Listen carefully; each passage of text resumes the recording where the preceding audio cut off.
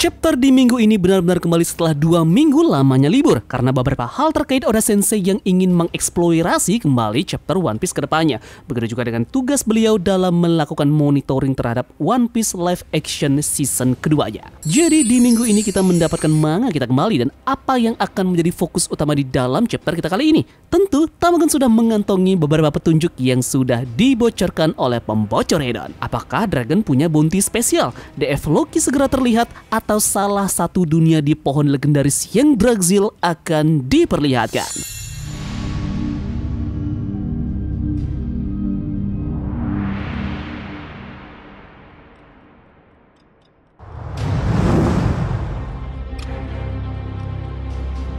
Minggu ini kita kembali akan memprediksikan apa yang akan dibahas oleh Oda Sensei dalam chapter terbaru ini. Baru-baru ini kita kembali mendapatkan bocoran petunjuk terkait dengan apa yang akan dibahas di chapter depan. Petunjuk tentu dibocorkan oleh salah satu akun akurat, yakni Redon. Chapter ini sendiri dikatakan mempunyai rating yang sangat tinggi, 9,5/10. Nah, petunjuk pertama kita yakni tentang akan ada sesuatu yang mengejutkan yang tidak pernah kita pikirkan selama ini. Postingan pertama dari Redon di akun Twitternya adalah gambar ini. Nah, ini menunjukkan bahwa akan ada sesuatu yang kita tidak duga selama ini. Apakah ini terkait dengan Loki yang akhirnya dilepas oleh Luffy yang kemudian buah iblisnya langsung diperlihatkan? Nah, kita akan sedikit membahas terkait buah iblis dari Loki ini. Ada beberapa petunjuk soal buah iblis dari Loki ini. Pertama, buah iblis ini turun-temurun di keluarga kerajaan Elbaf. Menurut cerita para raksasa, buah iblis ini turun-temurun diwariskan pada garis keturunan Elbaf. Loki begitu ingin buah iblis ini sehingga dia membunuh ayahnya. Buah iblis ini juga disebut sebagai buah iblis yang legendaris. Jadi, kemungkinan besar ini bukan buah iblis yang biasa. Kemudian Loki menyebut dirinya sendiri sebagai Dewa Matahari dan dia akan mengakhiri dunia. Kepercayaan pada Dewa Matahari masih sangat kuat di Elbaf. Loki mengaku-ngaku sebagai Dewa Matahari yang akan mengakhiri dunia. Ini antara Loki menganggap dirinya sebagai Dewa Matahari atau buah iblis legendaris itu ada hubungannya dengan kepercayaan Elbaf soal Dewa Matahari. Nah, jadi apakah buah iblis ini berhubungan dengan api? By the way, kita tahu kalau Hairudin adalah anak raja. Mari kita pertimbangkan kembali ucapan dari Hairudin ini pada chapter 714.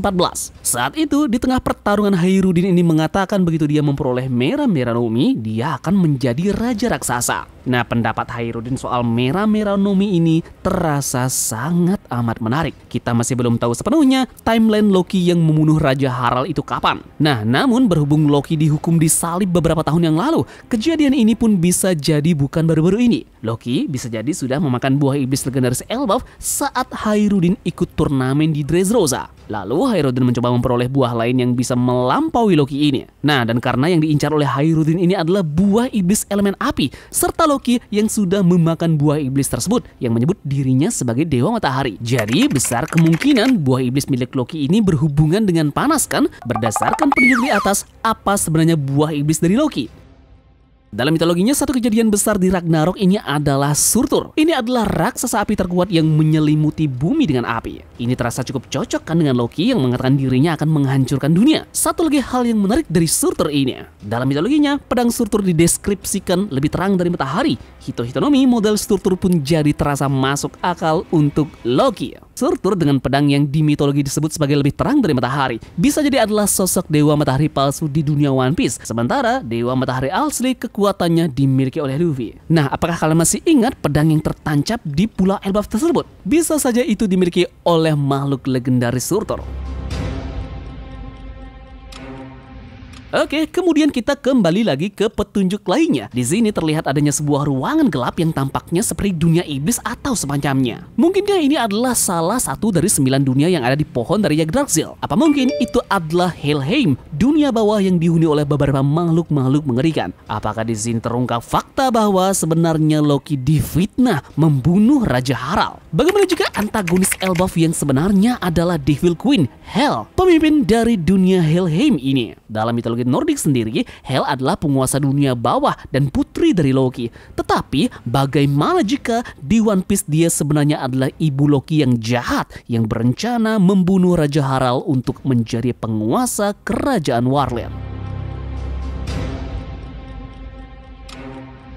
Loki memberontak terhadap ayahnya karena Raja Harald ini jahat sama seperti lainnya Big Mom. Seperti yang kita tahu kan, Loki ingin menikahi Lola, tapi Lola menolaknya dan langsung lari. Big Mom mencoba memberikan Loki chiffon sebagai gantinya, tapi dia tidak menerimanya. Ini artinya secara mengejutkan Loki tidak hanya tertarik pada Lola karena penampilannya. Setelah semua yang terjadi, dia baru saja menikahi dengan chiffon. Sebaliknya, dia pasti jatuh cinta dengan kepribadiannya. Nah, mengingat bagaimana kita tahu Loki akhirnya membunuh Raja Harald dan mengapa buah iblisnya dikatakan dimiliki oleh Loki. Raja Harald ini juga bisa jadi adalah orang yang sangat mengerikan, sama seperti Big Mom. Loki tidak ingin menaati ayahnya seperti bagaimana Lola yang memberontak melawan Big Mom. Kita pernah tahu bahwa Bucanir adalah makhluk setengah raksasa, namun pemerintah dunia memburu mereka semua sampai mati. Pertanyaannya, di manakah Harald dari semua ini? Mengapa Raja Harald ini tidak melindungi saudara-saudara raksasanya? Yup, jadi kemungkinan besar juga Harald ini merupakan seseorang yang korup dan juga jahat, memiliki kekuatan yang sangat besar,